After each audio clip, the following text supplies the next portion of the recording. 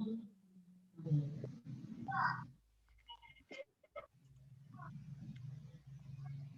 Assalamualaikum warahmatullahi wabarakatuh. Selamat pagi semua. Sebelumnya saya sebagai moderator mengucapkan terima kasih kepada audiens yang telah meluangkan waktunya untuk mengikuti Zoom meeting webinar dengan topik sabar dalam mendisiplinkan si kecil. Nah, sebelum kita membahas topik materi yang akan kita bahas, saya akan memperkenalkan para pematerinya.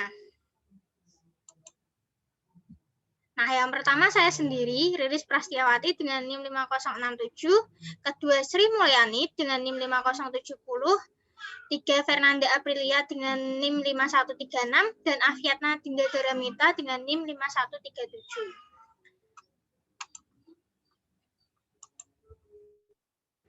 Selanjutnya saya akan membacakan subtopik yang akan dibahas oleh masing-masing pemateri.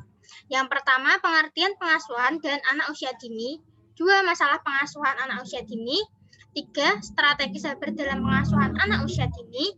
4, tips dan triks yang dapat membuat anak usia dini lebih disiplin.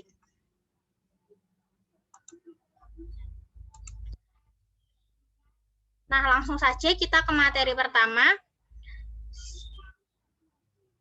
Sebelumnya kita perlu memahami pengertian anak usia dini itu sendiri. Nah, dalam peraturan Presiden Perpres nomor 60 tahun 2013, anak usia dini adalah bayi yang baru lahir hingga anak-anak yang belum benar berusia 6 tahun. Dalam pemantauan tumbuh kembangnya, kelompok usia ini dibagi menjadi janin dalam kandungan sampai lahir sampai dengan usia 28 hari, usia 1 sampai 24 bulan, dan usia 2 sampai 6 tahun. Nah, seperti yang kita ketahui, setiap anak berbeda-beda dan memiliki karakter masing-masing. Ada anak yang mudah diatur, ada anak yang butuh lebih banyak waktu untuk beradaptasi dengan lingkungan baru, ada pula yang sering menolak rutinitas dan sering menangis. Meski karakter anak tidak bisa digeneralisir atau disamaratakan, terdapat beberapa hal standar yang menjadi karakteristik anak usia dini itu sendiri. Nah, karakter yang ini dikelompokkan berdasarkan usia, melihat dari perkembangan anak secara keseluruhan, mulai dari segi fisik hingga kemampuan berkomunikasi anak. Kategorinya dibagi menjadi 3, yaitu mulai dari usia 0 sampai 1 tahun. Usia 0 sampai 1 tahun ini anak ialah bayi dengan pertumbuhan fisik yang pesat. Begitu pula kemampuan dan keterampilan dasar yang dipelajarinya. Karakteristiknya sendiri adalah memiliki keterampilan motorik seperti berguling, merangkak, duduk, berdiri, dan berjalan. Sedangkan kemampuan panca indera berupa melihat atau mengamati, meraba, mendengar, mencium, dan mengecap atau memasukkan setiap benda ke mulutnya. Kategori kedua yaitu anak usia 2-3 tahun. Anak usia dini pada usia ini adalah batita, bayi di bawah usia 3 tahun, yang dicirikan dengan anak yang mulai mandiri. Karakteristiknya sendiri adalah anak akan sangat aktif dan senang mengeksplorasi benda-benda yang ada di sekitarnya. Eksplorasi inilah yang menjadi kunci proses belajar yang sangat efektif. Untuk kategori ketiga adalah usia 4-6 tahun. Anak usia dini pada usia ini adalah para pre-scholar yang mungkin sudah masuk lembaga belajar, baik kelompok bermain, KB, atau taman kanak-kanak. Karakteristiknya sendiri adalah anak sangat aktif bergerak dan senang terlibat dalam berbagai kegiatan, sehingga dapat membantu mengembangkan otot-ototnya. Perkembangan bahasa semakin baik dengan anak mampu memahami pembicaraan orang lain dan mampu mengungkapkan pikirannya. Dengan mengetahui pengertian anak usia dini dan karakteristiknya masing-masing, kita dapat memberi stimulasi yang tepat dalam pengasuhan. Mengajarkan ilmu tertentu pada anak bukan berarti harus memasukkan ke lembaga pendidikan, namun kita dapat melakukannya di rumah, asalkan kita mampu meluangkan waktu yang berkualitas bersama anak. Nah, sebelumnya tadi kita sudah menyinggung sedikit tentang pengasuhan atau bisa disebut dengan parenting. Apa sih yang dimaksud dengan pengasuhan atau bisa disebut dengan parenting ini? Nah, menurut Kementerian Pendidikan dan Budaya, pengasuhan diartikan sebagai proses interaksi antara orang tua dan anak dalam mendukung perkembangan fisik, emosi, sosial, intelektual, dan spiritual anak sejak anak dalam kandungan sampai dewasa. Sedangkan dari berbagai sudut pandang para ahli dapat disimpulkan, parenting adalah segala tindakan yang menjadi bagian dalam proses interaksi yang berlangsung terus-menerus dan mempengaruhi bukan hanya bagi anak tapi juga bagi orang tua. Pengasuhan dilakukan oleh orang dewasa kepada anak-anak mulai dari sejak anak lahir hingga dewasa dalam rangka melindungi, merawat, mengajari, mendisiplinkan, dan memberi panduan. Nah, saya rasa materi yang saya sampaikan sudah cukup. Kita langsung saja ke materi selanjutnya yang akan dipandu oleh pemateri kedua. Waktu dan tempat saya persilahkan. Baik, terima kasih moderator. Di sini saya akan menjelaskan mengenai masalah pola asuh yang sering terjadi. Next.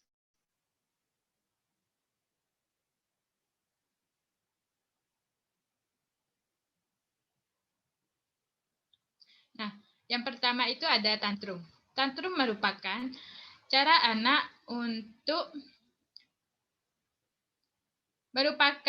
anak dalam menunjukkan bahwa dia sedang merasa kesal karena tidak mendapatkan apa yang dia inginkan. Yang kedua, tidak patuh. Seiring tumbuh kembang anak, dia mulai merasa sudah bisa bersikap mandiri, yang dimana sifat keakuannya mulai muncul. Nah, hal ini mengakibatkan anak tidak patuh pada perintah apapun yang kita sampaikan. Yang ketiga yaitu agresif. Menangani anak yang agresif dan suka marah salah satu sikap yang paling menantang untuk dihadapi. Belum lagi kalau diiringi dengan jeritan dan melempar barang. Yang keempat yaitu berbohong.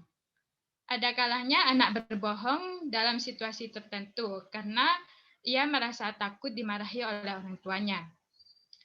Yang kelima, sibling rivalry atau persaingan saudara. Berkelahi sepertinya sudah menjadi hal yang biasa dalam suatu keluarga. Bahayanya jika orang tua membiarkan mereka bertengkar. Nah, yang keenam yaitu kebiasaan makan yang kurang mumpuni. Berlebihan memberi makanan ringan, cepat saji, permen, dan lain sebagainya akan menyebabkan orang tua menjadi kesulitan dalam memberi asupan makanan yang bergizi pada anak, seperti sayuran atau buah-buahan. Nah, yang ketujuh yaitu ketagihan gadget. Gadget di sini memiliki sisi positif dan negatif. Namun, jika penggunaannya tidak diberi durasi waktu, maka dapat menyebabkan ketagihan yang berlebihan, terlebih pada anak usia dini. Yang kedelapan yaitu nggak mau belajar. Seringkali anak tidak mau belajar karena metode pembelajarannya yang membosankan. Contohnya, ketika menyuruh anak belajar, orang tua seringkali menyuruhnya belajar membaca. Nah, yang kesembilan yaitu selalu mengeluh. Sesekali merengek dan mengeluh di kalangan anak-anak itu wajar. Nah, tetapi jika terus-menerus akan menjadi masalah berat bagi orang tua sekaligus anak. Yang ke-10 yaitu anak yang tertutup. Seringkali setiap anak memiliki sifat pribadi yang unik. Seringkali kita sebagai orang tua merasa khawatir bila si kecil menjadi pribadi yang tertutup serta enggan berbaur dengan sesama temannya. Next.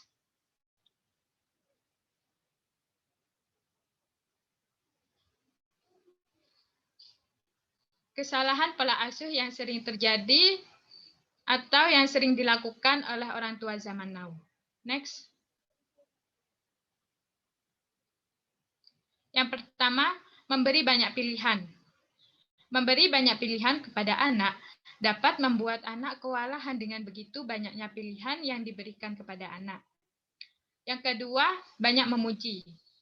Terlalu banyak memberikan pujian kepada anak dapat menjadikan anak yang pemalas melakukan sesuatu kecuali ada imbalan atau pujiannya. Yang ketiga, berusaha membuat anak gembira. Seorang anak seharusnya dibiarkan untuk belajar bagaimana membuat dirinya bahagia. Yang keempat, terlalu dimanja. Berusaha memenuhi setiap permintaan anak dipercaya orang tua dapat membuat anak bahagia. Padahal hal seperti ini akan membuat anak sulit merasa puas serta membuat mereka suka memaksa kehendaknya. Yang kelima, membuat anak sibuk.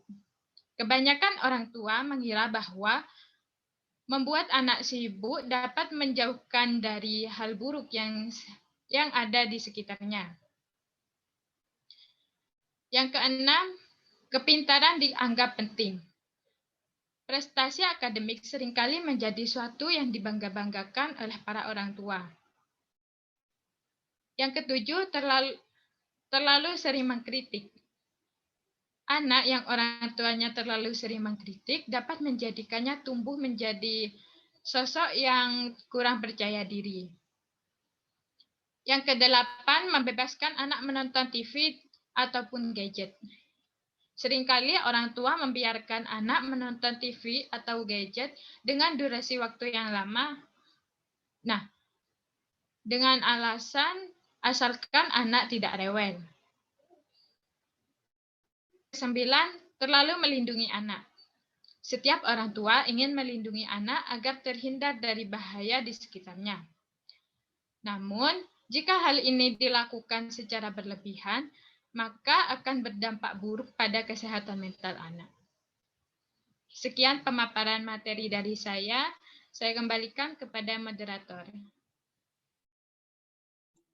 Baik, terima kasih atas pemaparan materinya. Kita bisa lanjut ke pemaparan materi selanjutnya yang akan dipaparkan oleh pemateri ketiga.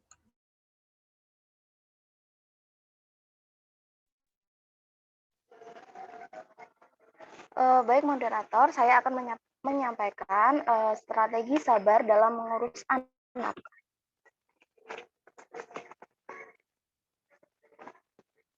Untuk yang pertama yaitu perbanyak rasa syukur padanya.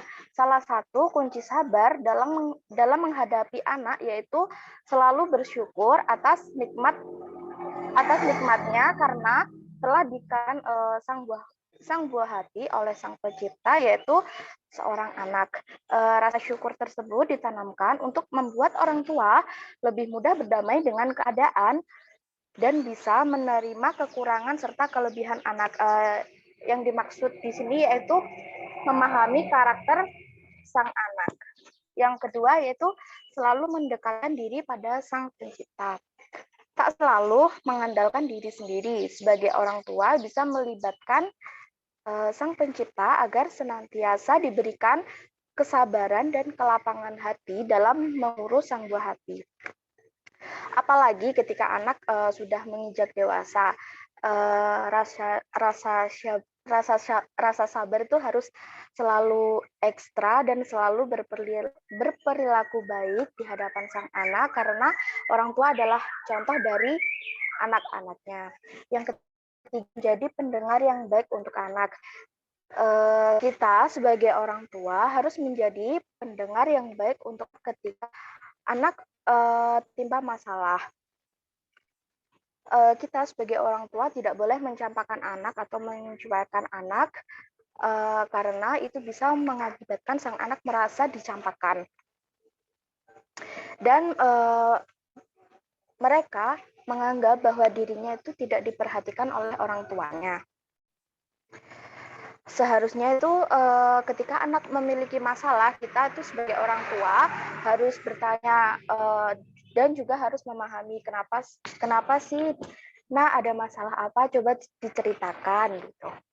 Yang keempat, jangan berbicara dengan nada tinggi ketika anak tertimpa masalah. Kebanyakan ya orang tua biasanya itu langsung marah atau berbicara dengan nada tinggi ketika anaknya marah karena panik mungkin.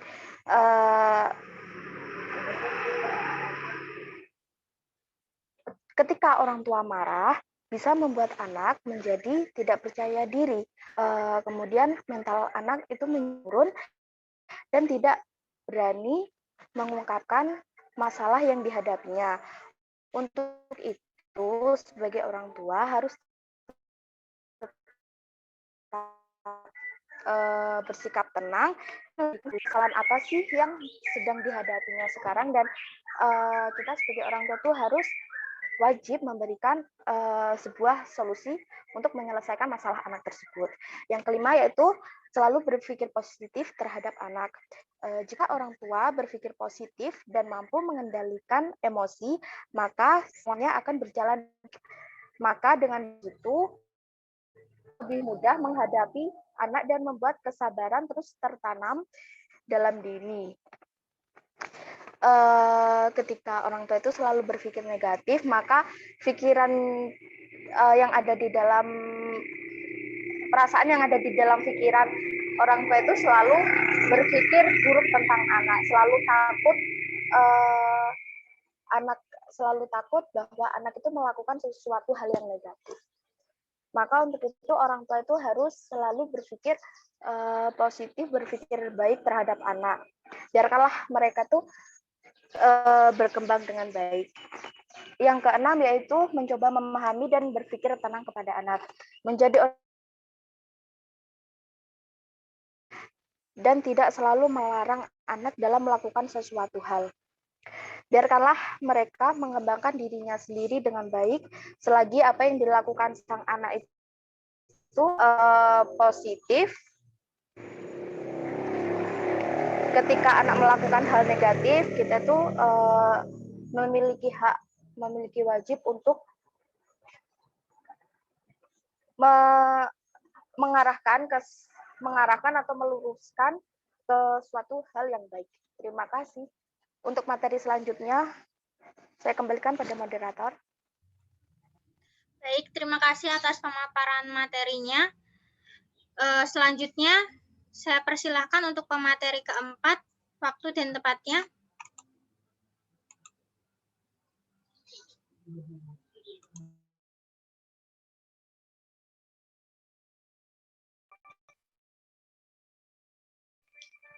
Baik, terima kasih moderator. Sebelumnya saya izin bertanya apakah suara saya putus-putus atau tidak terdengar? Suaranya terdengar. Suaranya terdengar. Baik, saya akan melanjutkan materi selanjutnya, yaitu tips and trik mendidik anak agar disiplin sejak dini.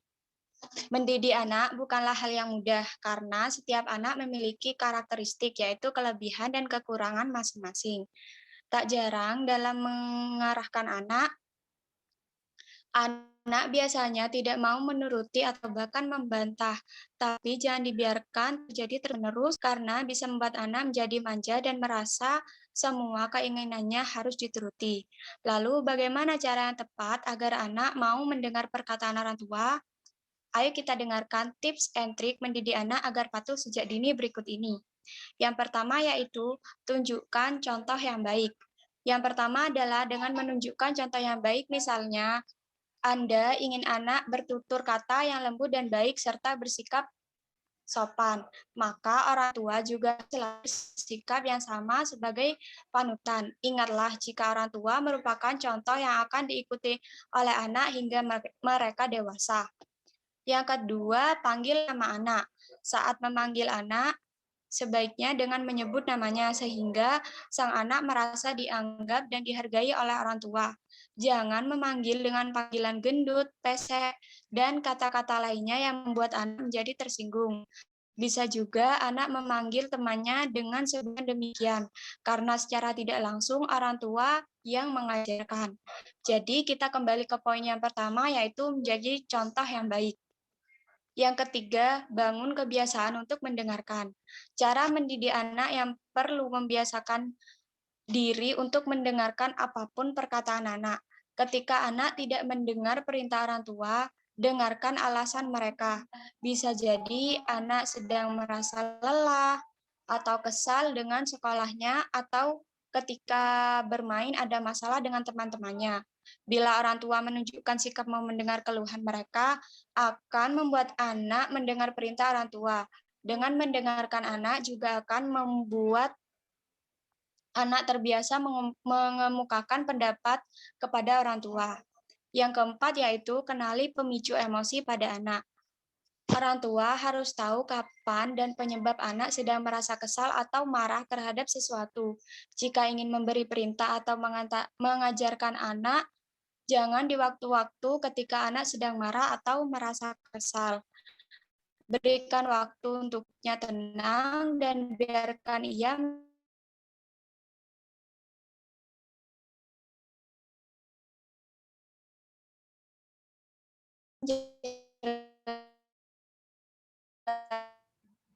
Mohon maaf pemateri, suaranya putus-putus. apa yang menyebabkannya marah. Sudah jelas? Sudah. Baik, saya lanjutkan. Yang kelima yaitu konsisten. Pola asuh yang diterapkan secara rutin dan konsisten akan membuat anak lebih nyaman. Contohnya, orang tua melarang anak untuk tidak menghabiskan makanannya. Sementara jika orang tua tidak konsisten, maka anak akan merasa bingung. Misalnya hari ini makanan harus habis, besok makanan tidak harus habis, tidak apa. Hal ini akan membuat sinyal anjuran dan larangan yang membingungkan anak dan bisa memicu ia menjadi tidak patuh. Yang keenam, berikan apresiasi dan pujian. Bila anak berhasil melakukan sesuatu atau mengikuti apa yang orang tua minta dengan baik dan termotivasi, jangan berikan hadiah yang besar jika orang tua tidak mampu. Bisa dengan masakan kesukaan, bermain bersama, dan hal kecil lainnya yang disukai anak. Yang ketujuh, mengajarkan anak dengan penuh rasa cinta dan kasih anak, bukan dengan kata-kata kasar, melainkan gitu anak akan mendengarkan dan menjalankan setiap arahan dari orang tua. Yang kedelapan yaitu jangan memberi contoh sikap yang buruk yang bisa ditiru anak.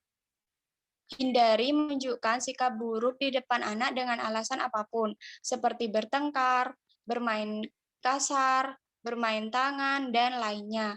Di usia emas, anak suka meniru orang-orang terdekatnya. Dan apa yang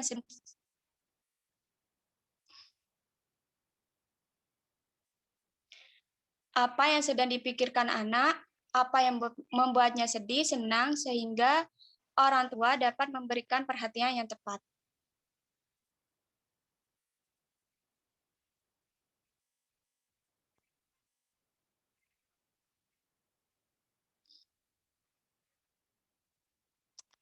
Baik, saya lanjutkan yang ke-10 yaitu berikan rasa nyaman terhadap anak. Begitu anak sudah mulai belajar berbicara, bersosialisasi dengan sekitar, atau si anak mungkin saja menceritakan apapun kepada Anda. Misalnya, ketika anak memukul temannya yang meminjam mainannya, katakan kepada bahwa harus saling berbagi mainan dengan teman.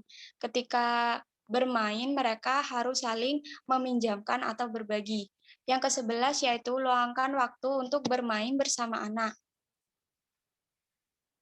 Orang tua harus bisa meluangkan waktu bermain bersama anak. Jika orang tua bekerja, bagi waktu untuk dapat berkumpul dan bermain bersama anak, misalnya setelah pulang kerja atau di hari libur.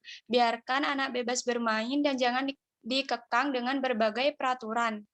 Yang ke-12, ajari sikap saling menghormati, menghargai, dan berbagi. Misalnya saat ada anak lain yang membutuhkan bantuan seperti baju atau sepatu yang sudah tidak anak gunakan. Biarkan si anak yang menyerahkan sendiri baju tersebut agar dia senang dan punya pengalaman yang berkesan. Yang ke-13, jangan menggunakan ganti kata jangan dalam mendidik anak. Banyak orang tua yang menggunakan kata jangan sebagai larangan, contohnya jangan nakal, jangan berisik, jangan menangis. dan jangan-jangan sebagainya.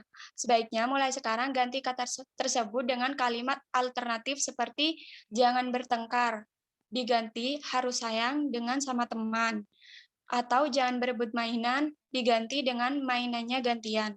Yang terakhir, memberikan rasa tanggung jawab. Ketika anak diminta melakukan pekerjaan di sekitar rumah, membantu orang lain akan menjadi kesempatan bagi anak untuk peduli. Mulai percakapan dengan anak tentang hal-hal yang mereka lihat yang terjadi di komunitas atau sekolah. Jangan lupa ucapkan terima kasih dan penghargaan yang memotivasi mereka untuk selalu bertanggung jawab. Terima kasih, saya kembalikan kepada moderator.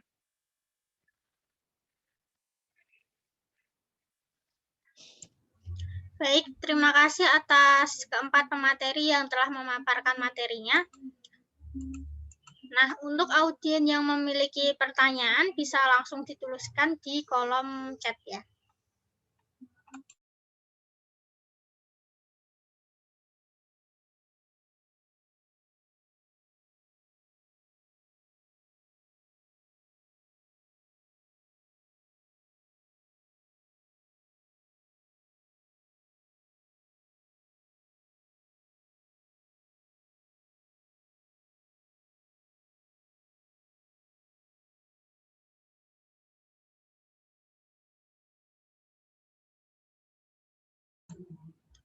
Baik, ada audien yang sudah mengajukan pertanyaan. Bacakan pertanyaannya.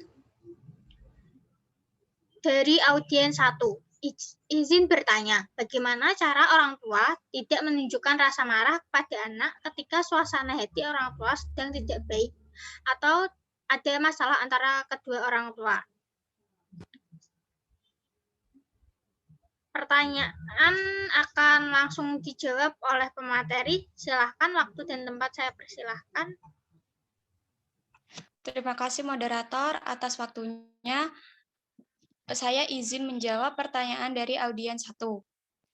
Yang pertama, bisa dengan cara menghindar sementara dari anak, jika memang orang tua tidak bisa mengontrol emosi di depan anak. Hal ini dilakukan agar orang tua tidak melakukan atau mengatakan hal yang tidak seharusnya di depan anak.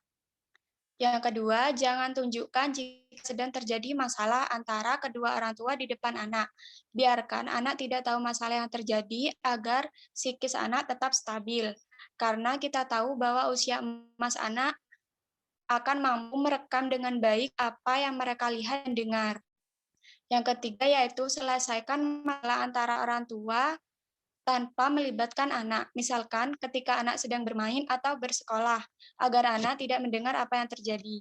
Yang terakhir, tetap jaga komunikasi antara keluarga, agar hubungan tetap terjalin harmonis dan tidak terjadi kesalahpahaman. Sekian jawaban dari saya kembalikan kepada moderator. Baik, terima kasih atas jawabannya pemateri. Apakah dari audien ada pertanyaan lain?